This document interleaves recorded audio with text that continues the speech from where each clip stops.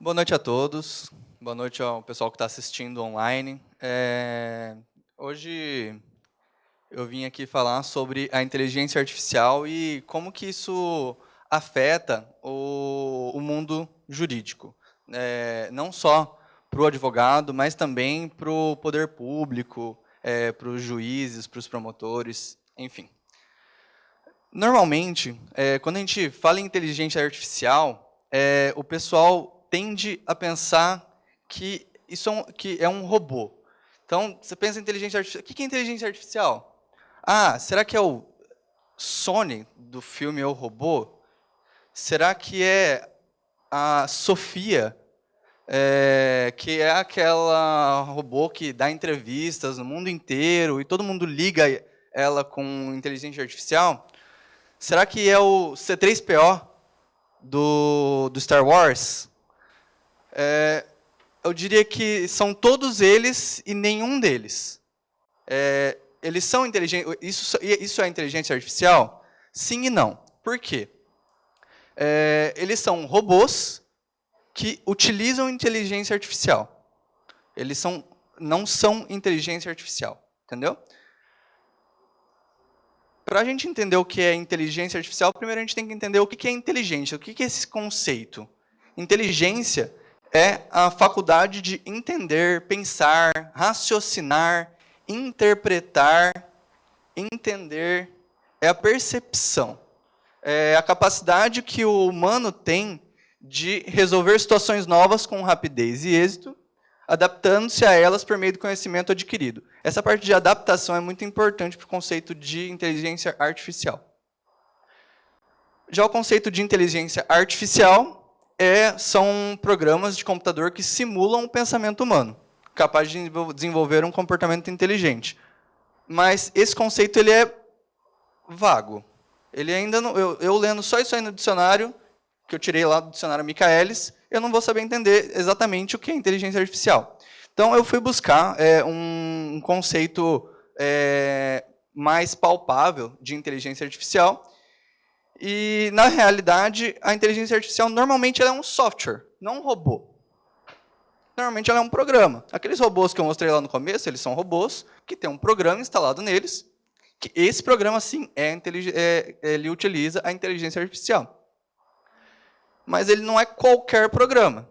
Eu não posso dizer que, por exemplo, um programa que faz petição repetitiva é inteligência artificial, só porque ele faz uma determinada coisa automaticamente.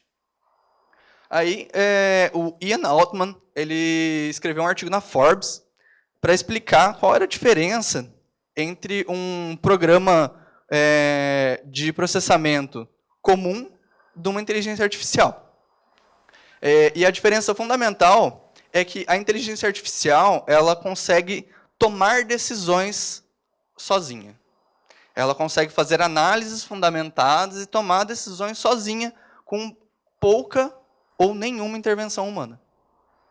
Então, você vai criar um programa com poucas linhas de código, que ele sozinho, através dos dados que são colocados lá, ele consegue analisar as informações que são passadas para ele, tomar decisões e apresentar resultados. Um conceito que eu acho que abrange o que a gente precisa entender de inteligência artificial é que, em geral, é um programa capaz de simular a capacidade humana, que é aquele conceito que a gente entendeu de inteligência, pensar, raciocinar, tomar decisões, resolver problemas, mas sempre através da identificação de padrões. Uma inteligência artificial ela não consegue como nós, fazer o que ela quiser.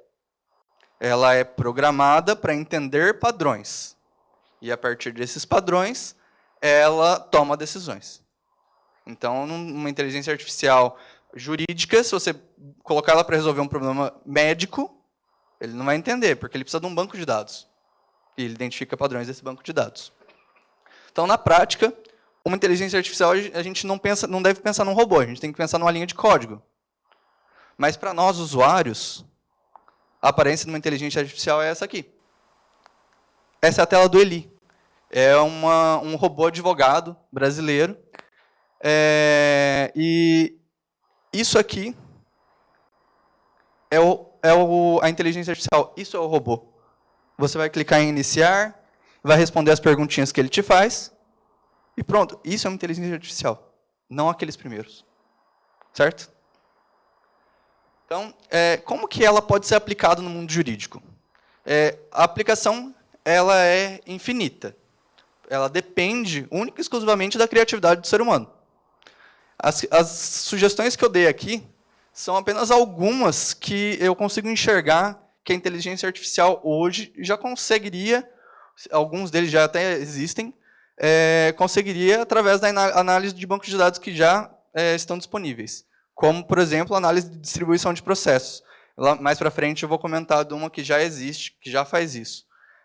Captura de intimações. Ao invés de ter uma pessoa que vê o diário e busca a intimação, a inteligência artificial já identifica, faz a leitura do texto através do OCR, já identifica o nome, o número da OAB e manda para o advogado, sem zero de intervenção humana.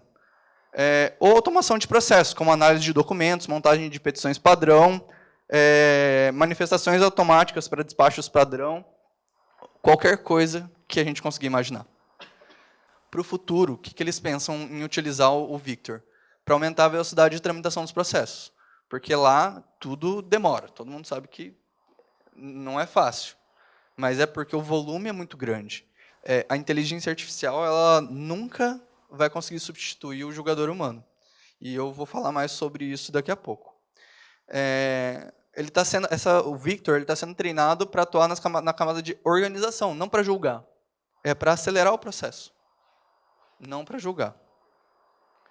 No STJ, é um projeto piloto ainda, ele não tem nome, mas o objetivo é um pouco maior do que o do STF. E é interessante esse projeto do STJ, porque eles mesmos estão criando o sistema. É uma inteligência artificial criada toda baseada em software livre e desenvolvendo tecnologias através do próprio pessoal de TI do STJ. O que não gera nenhum custo para o Estado, né? E é interessante ter um sistema nosso, né? Que depois pode, inclusive, ser replicado no Brasil inteiro, nos outros tribunais. Foi regulamentado pela Instrução Normativa 6, em 12 de junho de 2018.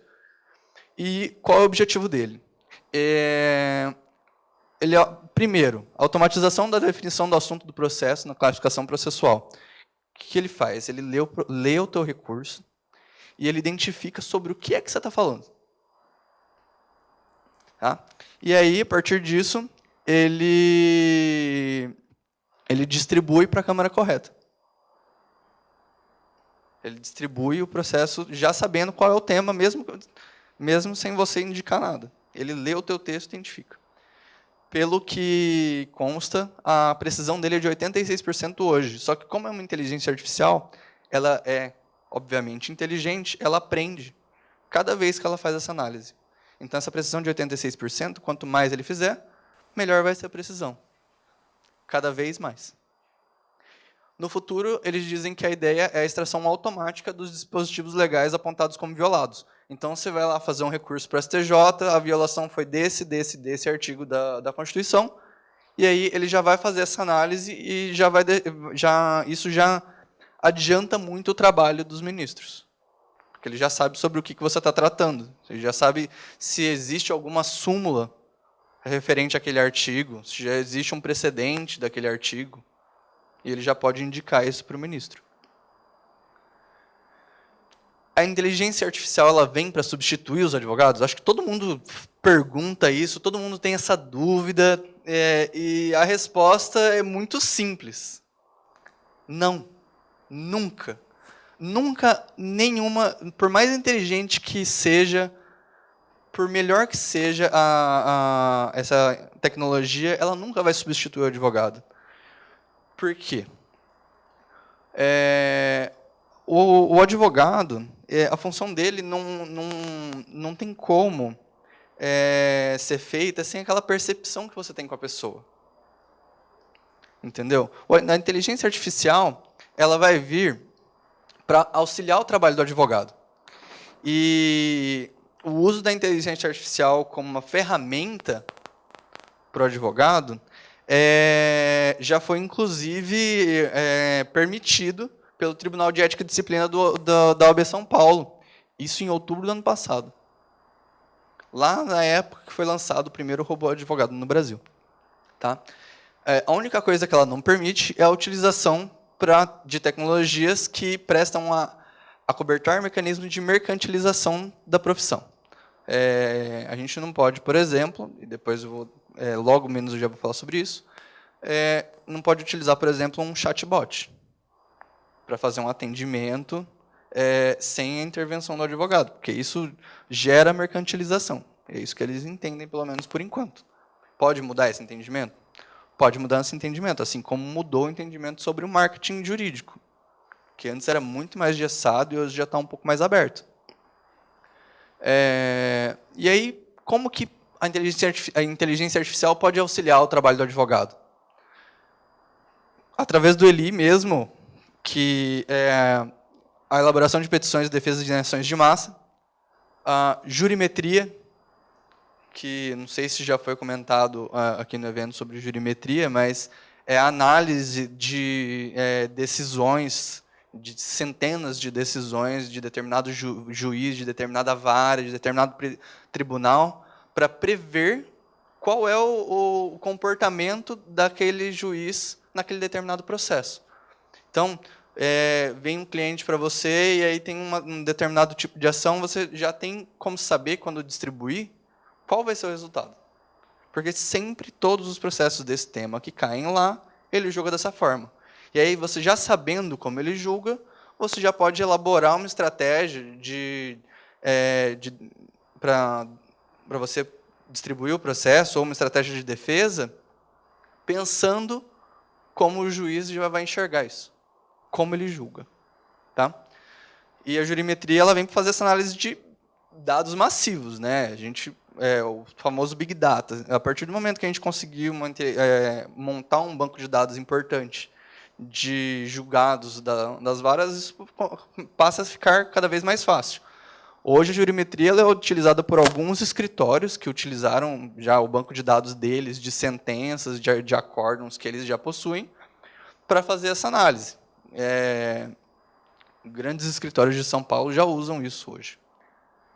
Análise de tomada de decisões profissionais e processuais estratégicas. A partir do momento que você consegue enxergar as informações da jurimetria, ou até das defesas de determinado réu, às vezes você vai entrar com uma ação contra uma empresa e você já sabe como é que essa empresa se defende, você já sabe quais os argumentos que ela usa.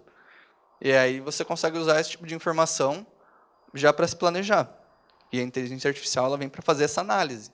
Você vai só lançar, esse cara, o que eu faço? E ela vai te responder. Análise de despachos e criação de tarefas para advogados. Por exemplo, você recebe uma intimação do despacho e a inteligência artificial ela lê esse despacho e já sabe o que você tem que fazer, cria uma tarefa para você e depois te avisa, você tem que fazer isso aqui. Ela já faz a análise para você. Elaboração de petições repetitivas. Ela analisa o despacho e, às vezes, é um negócio que é simples e ela mesma pode fazer. Buscar um novo endereço do réu. Aí ela descobre que é isso aí, ela já faz a pesquisa, monta a petição e só manda para você, é isso aqui? Você confere o protocolo. A inteligência artificial ela vem para ser uma ferramenta para te poupar tempo. Coisas que você levava um tempão para fazer, ela vai fazer o grosso, e você vai fazer só o que é mais complexo. Cálculo automático de prazo e criação de avisos. Você foi intimado aqui para fazer uma petição, uma impugnação no prazo de 15 dias úteis. Aí ela descobre que é esse prazo e ela cria um aviso para você. 5 dias antes, 2 dias antes, você tem esse prazo. Você não tem que fazer essa tarefa de criar o evento, de criar o aviso. Ele já faz tudo para você, sem você interferir em nada. Não que isso já exista. São ideias que é possível ser aplicada à inteligência artificial. Alguns existem, outros são ideias. análise de documentos do cliente, organização de processos, mas sempre atividades padronizadas, porque ele tem que identificar o padrão para ele conseguir trabalhar. Também pode ser para auxiliar no atendimento ao cliente. E aí, chatbots. É controverso, mas, de certa forma, vamos colocar dentro do seu software do escritório, por exemplo. A pessoa tem um acesso ao seu sistema de gestão de processos, e lá dentro ela tem um campinho de chat, que aí sim você poderia utilizar uma inteligência artificial para sanar as dúvidas do seu cliente. Ah, mas como que está meu processo? Ah, o seu processo está assim. Aí, ok, eu não posso usar para mercantilização. E a partir do momento que você consegue usar um chatbot dessa forma, pô, quanto tempo a gente perde dando satisfação de detalhes do processo que muitas vezes não são tão relevantes só para o cliente estar a par do processo. Se a gente lança um sistema, se a gente dá essa informação para o cliente, para que ele mesmo consiga buscar essa informação sem a sua intervenção, você consegue se dedicar mais ao processo, a esse processo, a outros processos, você consegue trabalhar mais. Acompanhamento processual, identificar os andamentos importantes e avisar o cliente, olha, saiu a sentença. Saiu a sentença, o robô identifica e manda para o cliente, ó, saiu a sentença. Porque hoje, como o Rafael falou lá no primeiro dia, diferente do que no passado, do que era no passado, é importantíssimo e imprescindível o advogado trabalhar com transparência. É imprescindível.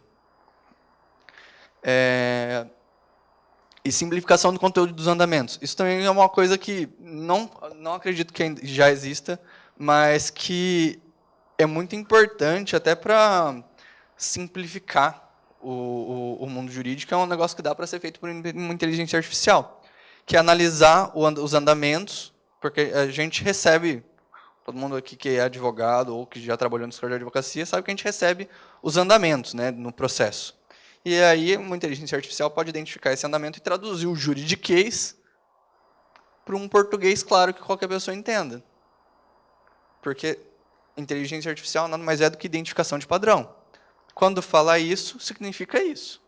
Então, é possível ser feito e utilizando uma inteligência artificial é relativamente simples de fazer para esse tipo de tecnologia.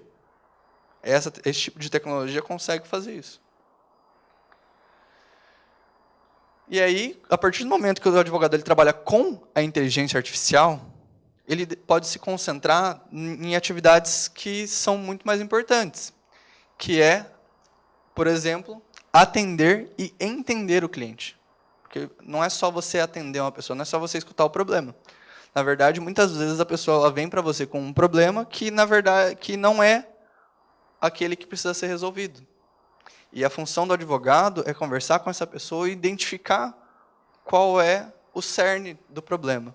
Ah, não é essa ação que a gente precisa entrar. O que a gente precisa resolver é isso aqui.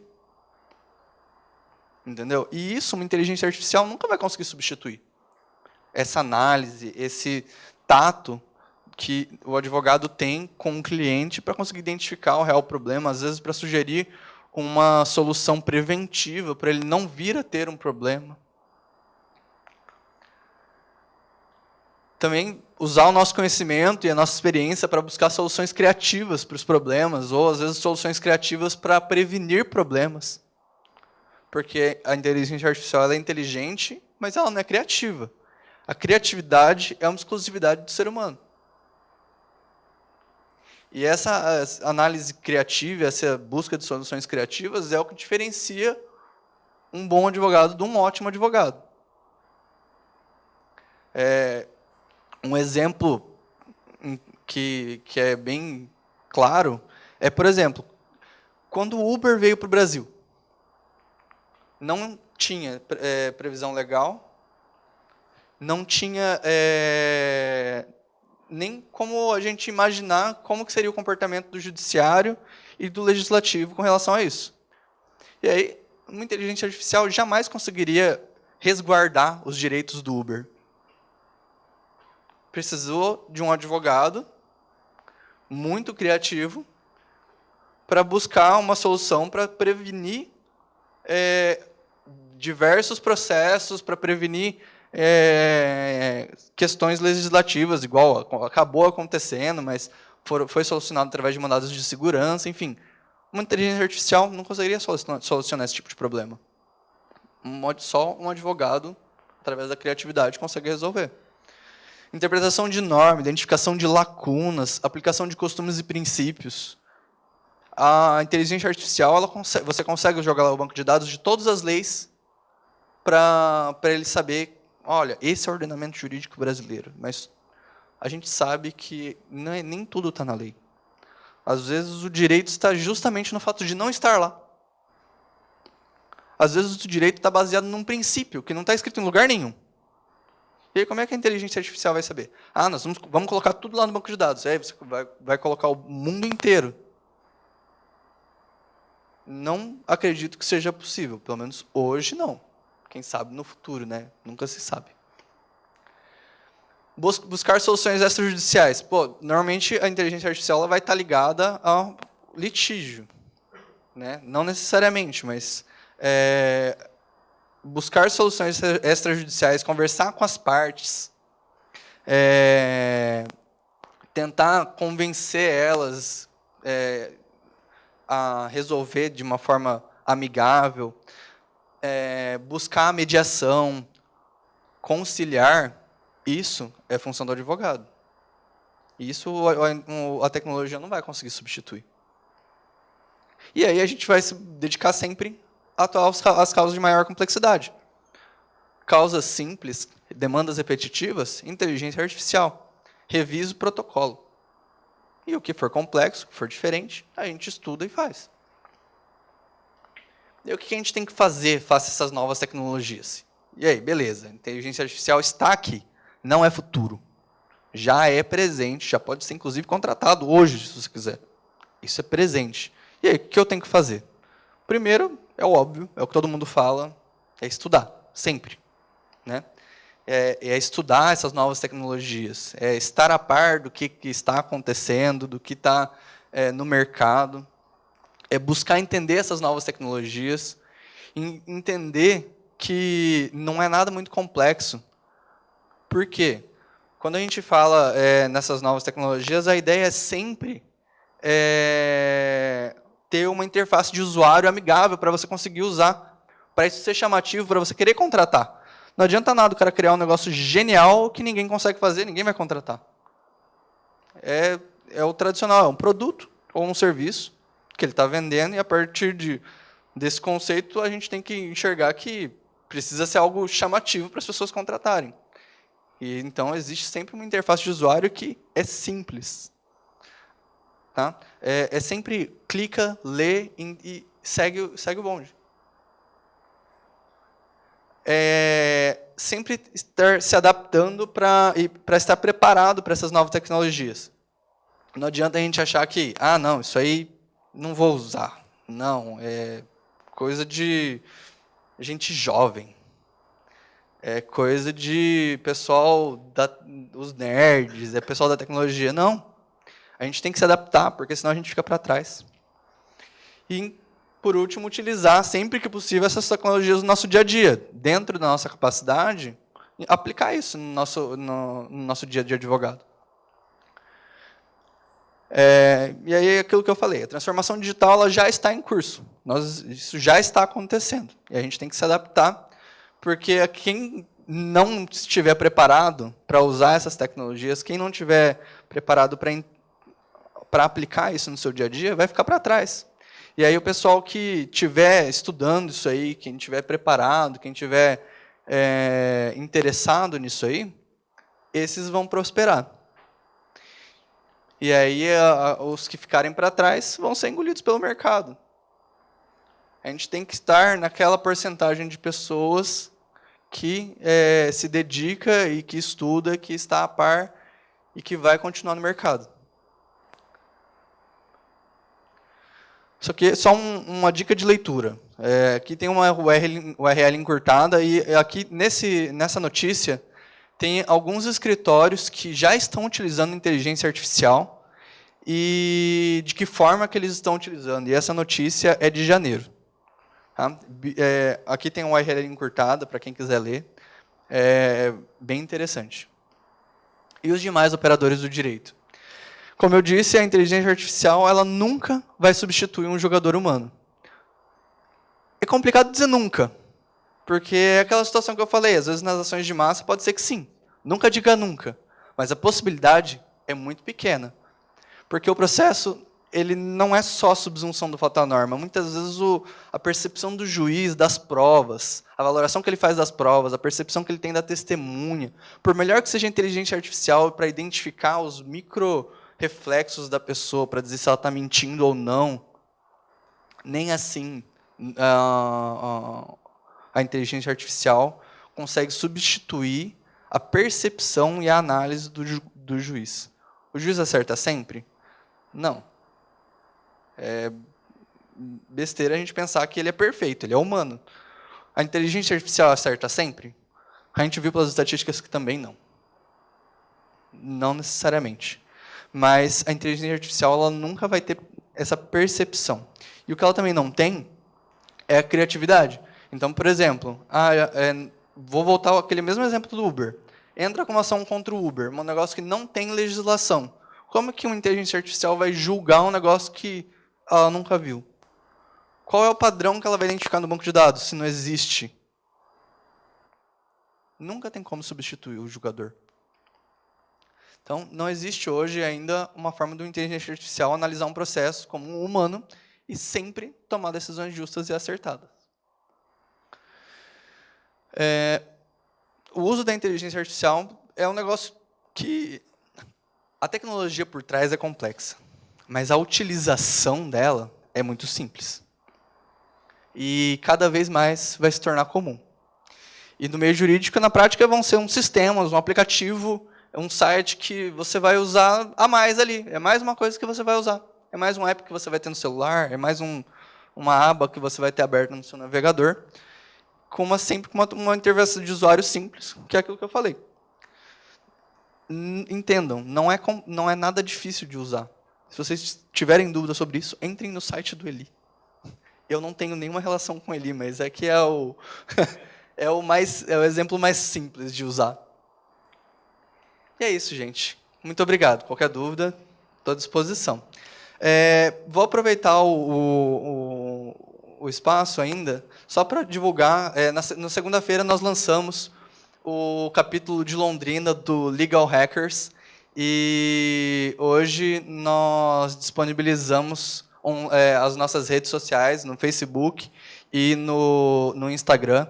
Então, quem tiver interesse em participar, em descobrir quando vão ser as nossas reuniões, os nossos eventos, é só nos seguir nas redes que estão ali no slide. O Legal Hackers, para quem não sabe, é um movimento mundial que já está em mais de 76 cidades, salvo engano, em todos os continentes, que busca fomentar essa discussão de direito e tecnologia, buscar soluções para problemas do dia a dia dos advogados. Não é um movimento só para advogados, é para o pessoal do TI, é para o pessoal da política, é para todo mundo, para a gente fazer uma rede para juntar todo mundo, para criar soluções. Muitas vezes nós temos um monte de empresas, de ideias, startups, aceleradoras, e esse pessoal às vezes acaba não conversando e a gente fica, nossa, realmente isso é uma coisa que a gente precisa. E aí o Legal Hackers está aqui para fazer essa comunicação entre todo mundo, para fazer parcerias e fomentar e desenvolver o ecossistema de inovação no mundo jurídico aqui na cidade de Londrina e, se possível, na região. Muito obrigado. Boa noite.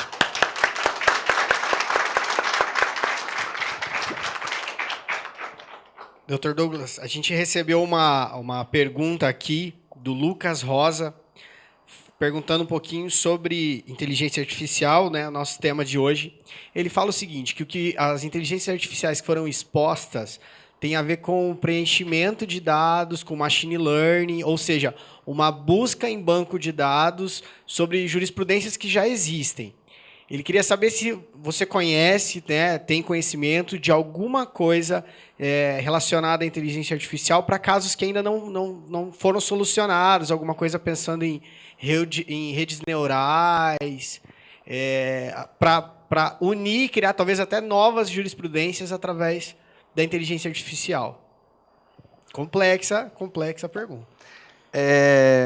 Não acredito que já exista.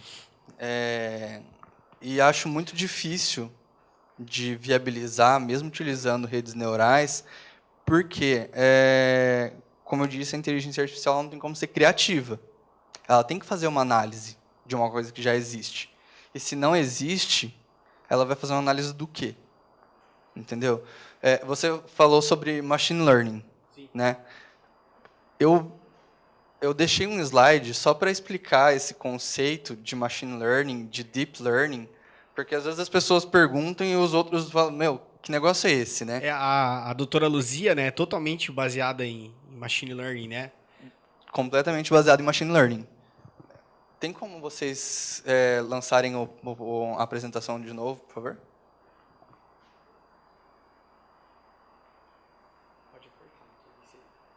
Tá. Bom, eu deixei um slide só para... Eu imaginei que fosse ter essa pergunta. Machine Learning, só para quem não sabe o que é aprendizado de máquina, que é o seguinte, normalmente você vai criar um programa, você faz o programa completo. Né? Você cria as regras e ele vai seguir aquelas regras. Com o Machine Learning, você, com o mínimo de programação possível, faz com que essa inteligência artificial, esse programa, esse sistema, ele aprenda sozinho as regras. Ele consiga identificar as regras. E é a partir dos dados que você alimenta para ele. Então, você sempre vai ter que alimentar o banco de dados. Por isso que é complexo você imaginar ele tomar decisões criativas, porque ele sempre precisa desse banco de dados. Tá? Deep Learning é a parte do Machine Learning, então é um conceito que faz parte do Machine Learning, que usa algoritmos complexos, então é aquela linha de código absurdamente complexa para imitar o funcionamento do cérebro. E aí ele consegue aprender uma área de conhecimento sozinha, mas sempre a partir do banco de dados. E o processamento de linguagem natural, que é um conceito relacionado com o conceito de redes neurais, usa as técnicas do Machine Learning para encontrar padrões em Big Data. Big Data é aquela grande quantidade de informações que são captadas por sites como Google, Facebook, e aí ele consegue identificar esses padrões, como, por exemplo, ele pegar e identificar qual é sua tendência política através das coisas que você curte no Facebook, que foi o que aconteceu naquela história da eleição dos Estados Unidos com aquela empresa da Inglaterra. Então, esses são os conceitos. Partindo desses conceitos, acho que a resposta é não. Não tem como a inteligência artificial tomar soluções criativas e criar novas jurisprudências que não existem, sozinho. Ok. Obrigado, Lucas, pela pergunta. Temos mais uma aqui. Na verdade, o Isaac Alencar mandou duas. A primeira, acredito que já foi respondida, que ele fala assim, então todo funcionamento de inteligência artificial depende de uma base de conhecimento? Sim. Sim. A segunda é a seguinte, ele fala assim, essa questão de enfrentar uma nova situação não poderia ser voltada ao aprendizado não supervisionado com uma nova classificação, dependendo do input oferecido? Acredito que seria mais para a parte acadêmica daí, né? Posso repetir? Essa questão de enfrentar uma nova situação, que era o que o Lucas tinha falado, sim, ela não poderia ser voltada ao aprendizado não supervisionado com uma nova classificação? Bom, eu acredito que complexo, mas assim, ele poderia, a partir do banco de dados, identificar possibilidades que não foram apresentadas para ele. Você vai juntar um montão de informações para ele e fazer uma pergunta que ele não saberia responder, e ele, a partir do conhecimento que ele adquiriu através do deep learning, ele responder uma pergunta que não necessariamente ele estava programado para responder, porque ele vai aprendendo cada vez mais conforme ele vai sendo utilizado. Mas acho que para a aplicação prática no mundo jurídico, eu acho que na parte profissional, tanto para o advogado quanto para o poder público, eu acho que não é algo que seja aplicável. No dia a dia não seria viável? Não, talvez para o meio acadêmico, okay. Mas para a área profissional eu acredito que não seja viável. Certo. Tem mais uma pergunta aqui, o Hugo Tavares, ele pergunta se o uso de inteligência artificial, para o peticionamento automático não violaria o código de ética pela concorrência desleal à atividade advocatícia? Porque aqui ele fala assim, que o software realizaria a atividade completa, mas estava falando na palestra que não é tudo que a inteligência vai fazer, né, doutor? Não, por mais que ele faça a petição inteira, ele não está fazendo a atividade completa, porque a atividade postulatória é exclusiva do advogado. Então, quem vai fazer a análise se aquilo que ele fez é certo é o advogado. A inteligência artificial nada vai ser além do que mais um estagiário seu, que é muito rápido. Então, eu não acredito que fira o código de ética no ponto da concorrência desleal. E tanto acredito que não fere, que o próprio Tribunal de Ética e Disciplina da OAB São Paulo já entendeu que é possível o advogado utilizar a inteligência artificial como ferramenta na advocacia, desde que não fira a questão da mercantilização. E isso eu acredito que não está acontecendo. Perfeito. A última pergunta aqui é do Alexandre Antônio. Ele pergunta assim, inteligência artificial básica exigiria dos escritórios equipamentos muito modernos? Qual seria uma configuração mínima para implementar inteligência artificial, alguma dessas inteligências artificiais que foram apresentadas? Ele quer saber assim, meu escritório tem que ser muito grande, eu preciso ter alguém de TI dentro do meu escritório? Não, se você tem um computador de 10 anos atrás, ele está funcionando, está ligando, você consegue usar, porque o processamento não é feito na sua máquina. O processamento é feito lá no servidor do serviço. Ele muitas vezes é utilizado até uma máquina que nem é da empresa. Existe a sublocação de supercomputadores para utilização de inteligência artificial. Muitas empresas que mexem com inteligência artificial, não digo na advocacia necessariamente, usam o supercomputador da IBM, que é o Watson, que é o maior supercomputador hoje, que existe hoje. Eles usam aquele computador. Não é o seu computador que vai fazer o processamento. É outro. O que você vai receber ali é só... você vai apresentar o pedido e ele vai te dar o resultado. É a mesma coisa que você baixar uma música. Só que você vai estar utilizando todo um sistema de inteligência por trás disso aí. Obrigado. Uma salva de palmas para o Dr. Douglas, por favor. Eu queria agradecer a todos que estão nos assistindo agora nas nossas redes sociais, nos nossos canais.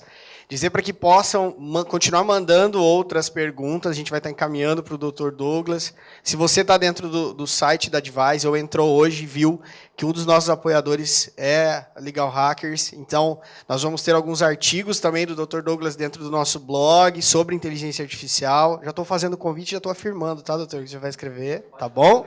Beleza, a gente já fechamos um acordo aqui. Ok? Então, muito obrigado a todos vocês pelas perguntas, pela participação, que nos assistem online, e uma boa noite.